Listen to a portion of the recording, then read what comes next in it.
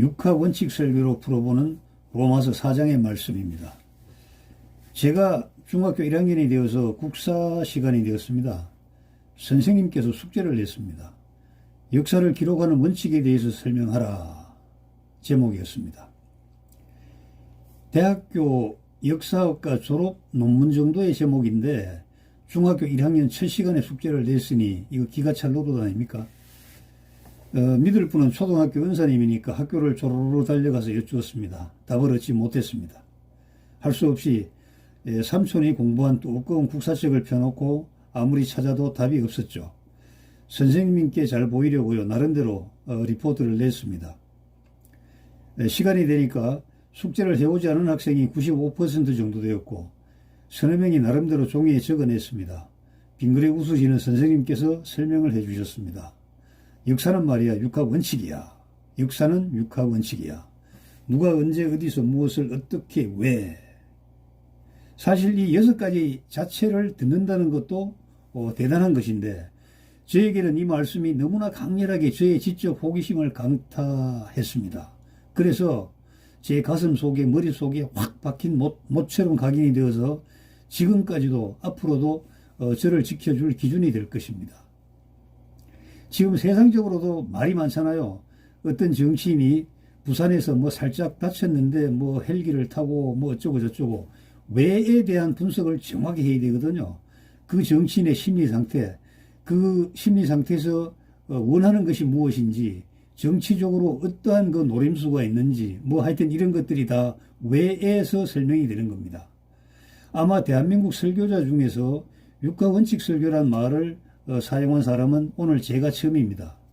그래서 육하원칙 설교는 저의 지적 재산권이라고도 할 수 있죠. 이 중에서 6번째는 왜에 주목해야 됩니다. 왜. 성경을 해석하는 방법은 70가지나 된다고 이제 유대 랍비들이 주장을 하는데 이 70가지가 되는 것도 왜에 대한 지적 상상력의 결과물이라고 할 수가 있습니다.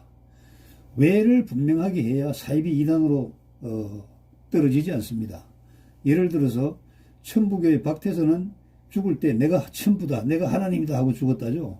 또 지금의 어떤 사이비 이단의 교주들은 감람나무가 둘인데 성경에 보면은 그 둘 중에 하나는 예수님이고 하나는 자기다 이렇게 얘기하고 또 보혜사가 자기다. 예수님께서 승천하시고 다시 보내주는 그 보혜사가 자기라고 얘기를 합니다. 그런데 왜에 대한 아무런 생각도 없고 요즘 시쳇말로 동물처럼 생각을 하니까 그 말을 믿고 거기다가 박수치고 시간 바치고 돈 바치고 청춘과 인생을 갖다 던지는 사람들이 수십만에서 수백만이 된다는 겁니다. 자, 하여튼 로마서 4장을 육하 원칙에 의해서 풀어보려고 합니다. 누가? 사도 바울이죠. 언제? 주후 57년경입니다. 어디서? 자기가 세운 고린도 교회에서 작성을 했죠. 무엇을? 이 내용은 이제 로마서 4장에 쭉 기록이 되어 있는데 제가 너댓 가지로 간략하게 줄였습니다. 아브라함의 사례를 들어서 믿음의 원리를 설명을 했죠. 하나님의 명령을 도저히 믿을 수 없는 상황이었지만 믿음으로써 아브라함은 의로운 사람이란 평가를 받았습니다.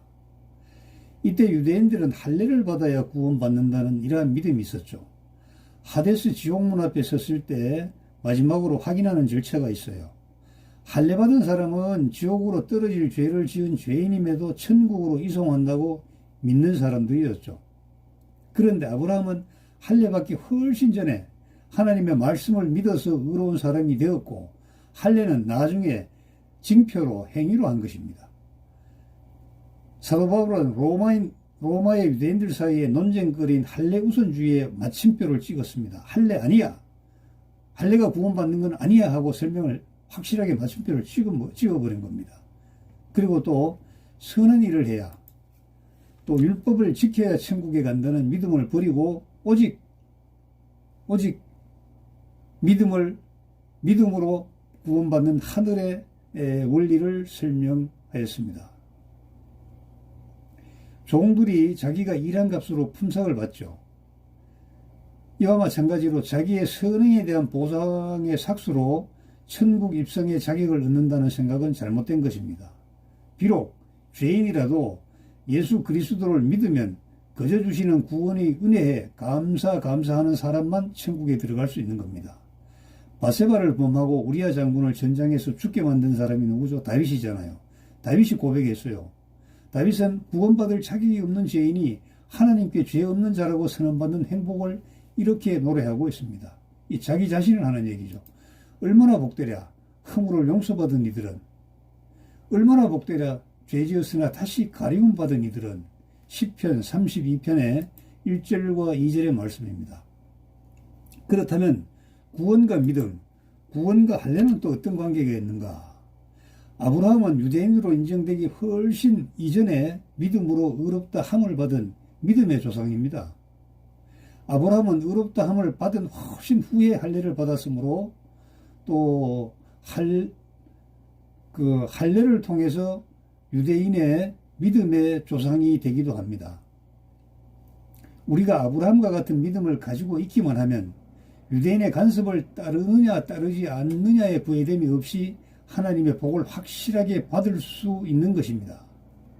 이와 같이 아브라함은 신앙적인 면에서 우리 모두 유대인이나 이방인 모두의 조상이라는 것이죠.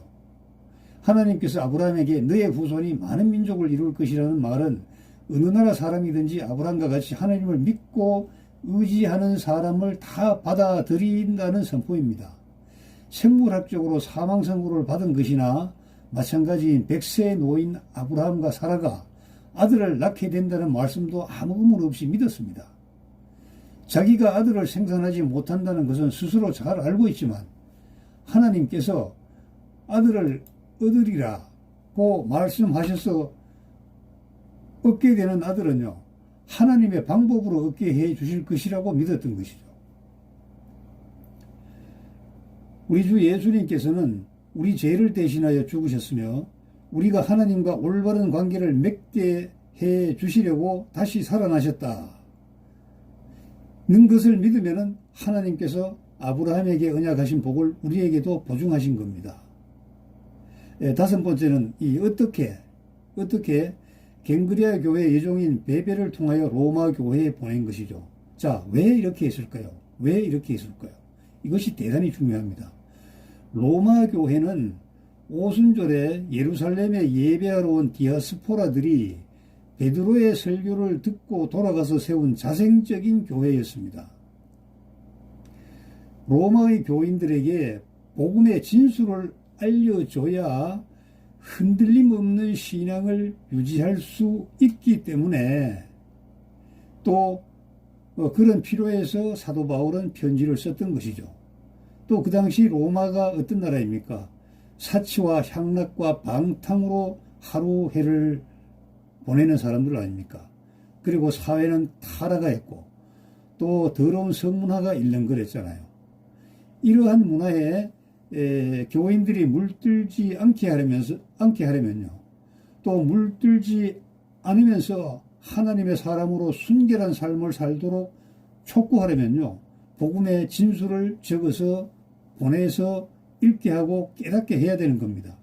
특히 로마 교회는 자생적 교회이기 때문에 이끌어줄 선생이 없잖아요. 이러한 선생이 없는 자생적인 교회는 자칫 열정이 지나쳐서 엉뚱함으로 번질 우려가 충분히 있습니다. 잘 해보려다가 어긋나는 경우는 흔히 있는 일이죠. 우리 주변에도요. 신비한 하늘의 능력을 받는 절차인 성령 세례를 알지도 못하고 유대의 전통인 학습주의에 빠질 경우에 복음의 기준이 흐트러져서 이상한 사상과 조직으로 변할 우려가 있습니다. 지금 이스라엘을 보면 충분히 알 수 있는 것이죠. 또한 바울은 모든 길은 로마로라는 말처럼 사통팔달의 교통에 요지면서 또 로마의 문화가 세계로 확산하는 길을 따라서 그 당시 땅끝이라고 알려진 스페인까지 전도하고 싶어 했죠. 마치요, 공자의 제자인 자공이 제후들과 돈독한 교제를 통하여 공자의 사상과 학문을 중국 천하에 급속도로 전파시켰던 그 사례와 연상하게 하는 그러한 구상이라고 할 수가 있습니다. 그렇다면 사장에서 믿음으로 구원받는 아브라함의 사례는 지금 우리에게 어떤 영적 교훈을 주고 있을까요? 지금 우리도 믿음을 통하여 아브라함처럼 구원받는 그 원리를 우리가 믿어야 됩니다. 세상이 어떻습니까? 온통 세상은 복음을 믿을 수 없는 상황입니다. 믿어야 할 복음을 믿는 그 자체가 기적이라고 말을 해야 되는 그런 상황이 지금 현재의 상황입니다. 예수님께서 하나님의 아들이자 하나님의 신성 그 자체이며 마리아의 몸을 통하여 사람의 몸으로 오셨다가 죽으시고 무덤에 묻히셨으나 사흘 만에 부활하셨으며 아버지 하나님 우편으로 승천하여 보좌를 잡고 지상의 백성들을 위해 중보하시면서 언젠가 심판의 주로 다시 오신다는 그 영적인 스케줄을 믿을 사람이 사실 많겠습니까? 믿는다는 것이 이상한 세상에서 믿음으로 구원을 받는 하나님의 세상 통치 원리를 우리의 가슴에 분명하게 각인해야 합니다. 왜에 대한 분명한 입장을 세워야 사이비 이단으로 흐르는 것을 막을 수가 있습니다. 예수님은 그리스도시다. 예수님은 하나님의 아들이자 하나님의 신성의 본체이시다. 예수님은 부활하셨다. 예수님은 승천하셨다. 예수님은 재림하신다. 이 5가지 사실을 분명하게 믿어야 합니다. 감사합니다.